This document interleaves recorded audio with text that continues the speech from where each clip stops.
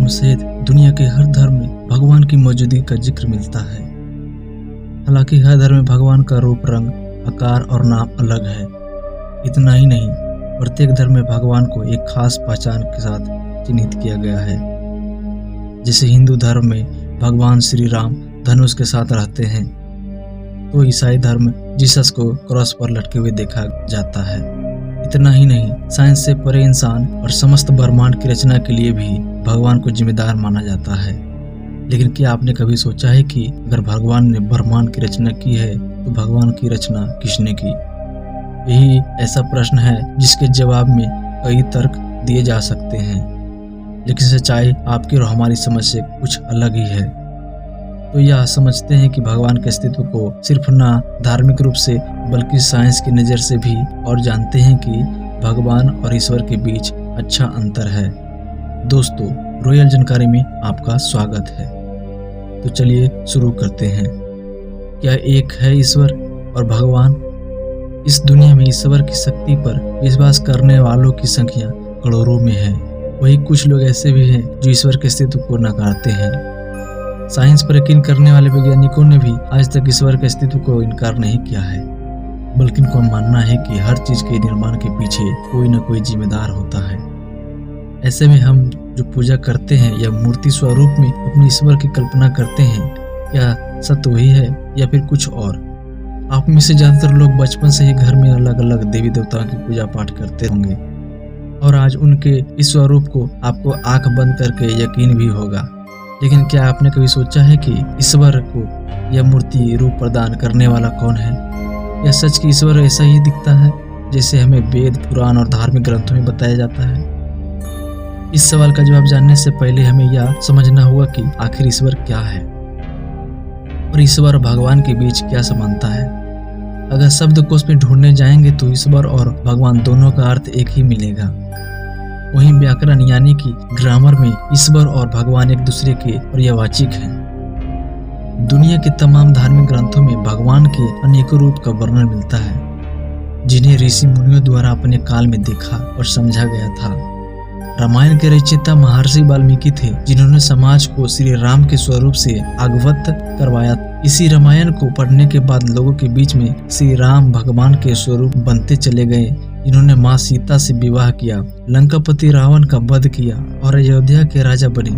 रामायण की पूरी कथा में श्री राम के जीवन का परिचय मिलता है, जिसे महर्षि वाल्मीकि ने लिखा और समाज ने उसे भगवान की कथा समझकर श्री राम के मंदिरों का निर्माण करवा दिया। ठीक इसी प्रकार बाइबल, कुरान या गुरु ग्रंथ साहिब में भी एक महान व्यक्ति का जीवन दर्शन मिलता है, जिन्होंने ईश्वर को जान लिया था, लेकिन इंसान ने उन्हें भगवान, अल्लाह, जीसस और वाहे गुरु मान लिया। इन सभी धर्म ग्रंथों का निर्माण खुद इंसान द्वारा किया गया है, जिसने अपने अपने समय में प्रचलित महान व्यक्ति की कथा को संस्कृत, उर्दू, अंग्रेजी, पंजाबी और दुनिया की तमाम भाषाओं में लिखा और उसका प्रचार किया। जैसे जैसे लोगों के बीच धार्मिक ग्रंथों की पहुंच बढ़ती गई, वैसे उन पर यकीन करने वाले लोगों की संख्या में इजाफा होने लगा। इस तरह एक महान व्यक्ति और महापुरुष को भगवान की उपाधि देकर उनका रंग, रूप और आकार तय किया गया। फिर उसे मूर्ति रूप देकर लोगों के बीच प्रस्तुत किया गया। यानी आप मूर्ति के रूप में जिनकी पूजा करते हैं, वो अपने समय में एक ज्ञानी महापुरुष थे, जिन्होंने ईश्वर को पहचान लिया था। इस काम में धार्मिक ग्रंथों को लिखने वाले ऋषि, मुनि, पादरी और मौलानाओं का अहम योगदान था, जिन्होंने भगवान की कल्पना नहीं की बल्कि उनको जाना और उस अनुभव को महसूस किया। उदाहरण के लिए सचिन तेंदुलकर को क्रिकेट का भगवान कहा जाता है, लेकिन क्या वह सच में भगवान है? नहीं, ना सचिन के पास ना कोई देवी देवता की शक्ति है और ना ही साधना। फिर उन्हें क्रिकेट का भगवान क्यों कहा जाता है? दरअसल सचिन ने क्रिकेट खेलने के दौरान सिर्फ अपने लक्ष्य पर ही ध्यान दिया, उसकी साधना की और उससे ही अपनी शक्ति बना लिया, इसलिए सचिन को क्रिकेट का भगवान कहा गया। ठीक इसी तरह समय समय पर धरती पे ऐसे महापुरुष पैदा हुए जिन्होंने अपने कार्यों और विचारों से दुनिया को प्रभावित किया, लिहाजा लोगों ने भगवान की उपाधि दे दी। भगवान क्या है यह तो आप समझ ही गए, जिसकी पूजा हम सभी मूर्ति रूप में करते हैं। लेकिन भगवान को ही ईश्वर कहना यह गलत है, क्योंकि ईश्वर का कोई रूप आकार नहीं होता, वह तो निराकार है। ईश्वर ना तो कोई स्त्री है और ना ही कोई पुरुष, देवी और ना ही देवता। ईश्वर ब्रह्मा, विष्णु और महेश भी नहीं, और ना ही ईश्वर जल, अग्नि, वायु और आकाश और पृथ्वी है। ईश्वर ना ही दुर्गा है, ना ही रामकृष्ण है और ना ही बुद्ध ईश्वर का नाम आता है। न पिता है, ना ही गुरु ईश्वर के किसी का स्वामी नहीं है और ना ही उसका कोई स्वामी है। वह चारों तरफ होकर भी नहीं है। ईश्वर को समय और स्थान से कोई फर्क नहीं पड़ता और ना ही उसको प्राप्त किया जा सकता है। ईश्वरीय न धरती पर है और ना ही आकाश में। वह सर्वत्र होकर भी अकेला है, एकांत है। ईश्वर ना किसी को सजा देता है और ना ही किसी को शाबाशी। ईश्वर सृष्टि के निर्माण से पहले भी था और उसे खत्म होने के बाद भी वह एकमात्र ही रहेगा। इस ब्रह्मांड में ईश्वर सबसे दूर मौजूद है, लेकिन सबसे पास भी है। वह भूत, भविष्य और वर्तमान तीनों में व्याप्त है। ईश्वर केवल एक है, उसके जैसे कोई दूसरा नहीं। वह हर बंधन से मुक्त है, जो ना किसी को बंधन में है और ना ही कभी बंधन में बांधता है।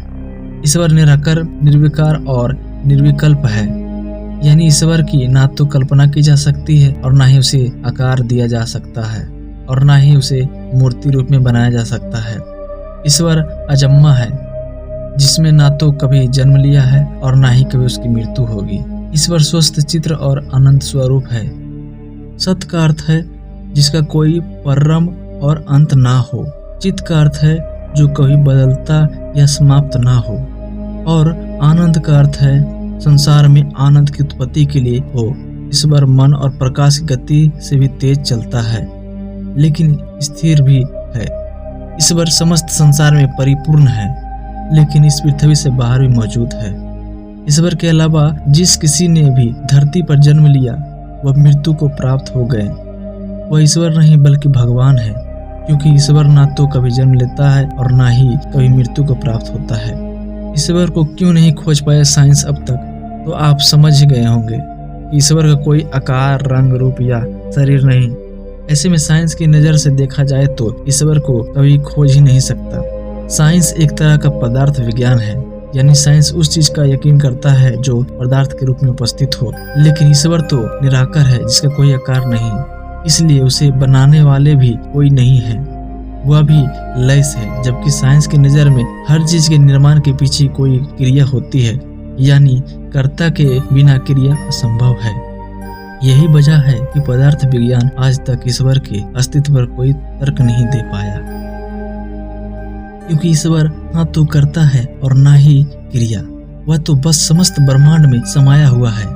पदार्थ विज्ञान के अनुसार जब कारण आपस में मिलते हैं तो उससे किसी चीज का निर्माण होता है।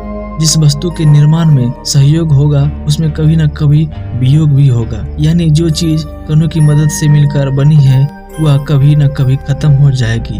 मानव शरीर, चट्टान, पेड़ पौधे, बिल्डिंग और इलेक्ट्रॉनिक आइटम्स सब कारण सन्नी सिस्टम से मिलकर बने हैं और एक दिन नष्ट हो जाएंगे। इसी वजह से साइंस इन चीजों का निर्माण के कारण और अस्तित्व को लेकर तर्क देता है।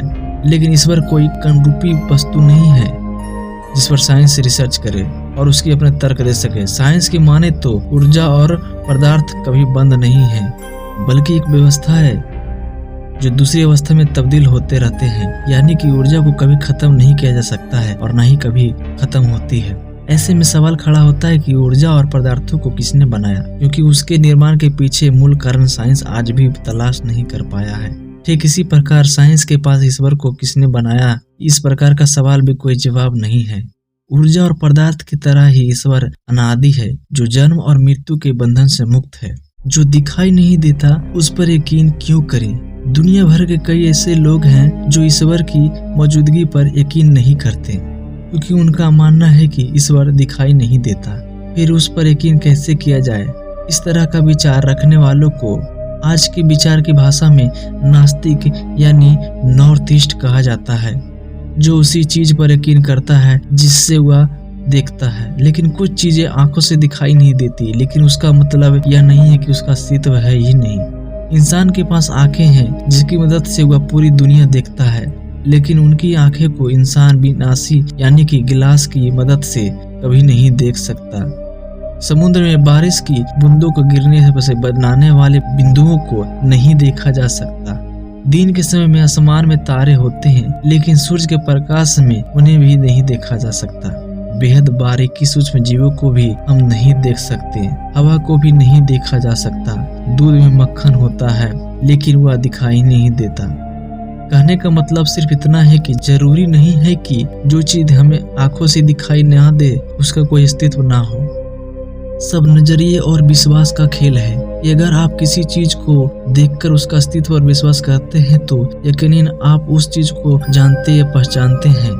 लेकिन आप किसी चीज को जाने बगैर उसके अस्तित्व पर उंगली उठाते हैं या उसकी मौजूदगी को नकारते हैं तो आप खुद को मूर्ख बना रहे हैं। ईश्वर पर यकीन ना करने वाले नास्तिकों को पूरा अधिकार है कि वह ईश्वर पर यकीन ना करे, क्योंकि उन्होंने उसे देखा नहीं। लेकिन उन्हें यह अधिकार नहीं है कि वह ईश्वर के अस्तित्व को नकार दे या तो कहे कि ईश्वर अंधविश्वास है। अगर आप नास्तिक हैं और ईश्वर के बारे में कुछ नहीं जानते हैं तो सरल शब्दों में कहें कि मैं नहीं जानता, बजाय उसके कि आप रोजाना ईश्वर के अस्तित्व को लेकर तर्क वितर्क करते रहें। यह करता है कि ईश्वर ना किसी का संदेश वाहक है और ना ही उसका कोई संदेश वाहक है।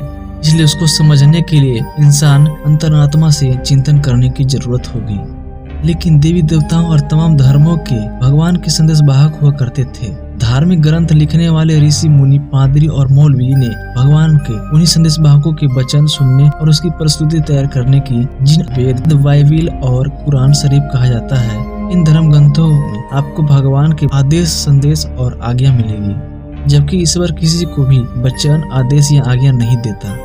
ईश्वर कभी किसी को अहमियत नहीं करता और न ही किसी से प्रेम करता है। वह न किसी का वध करता है और न ही किसी को वरदान देता है। ईश्वर न तो आज्ञा देता है और न ही उपदेश देता है, और वे न तो पुकारता है और न ही सजा वह किसी को नर्क या स्वर्ग ही भेजता है, क्योंकि ईश्वर न्याय या अन्याय करने वाला नहीं है।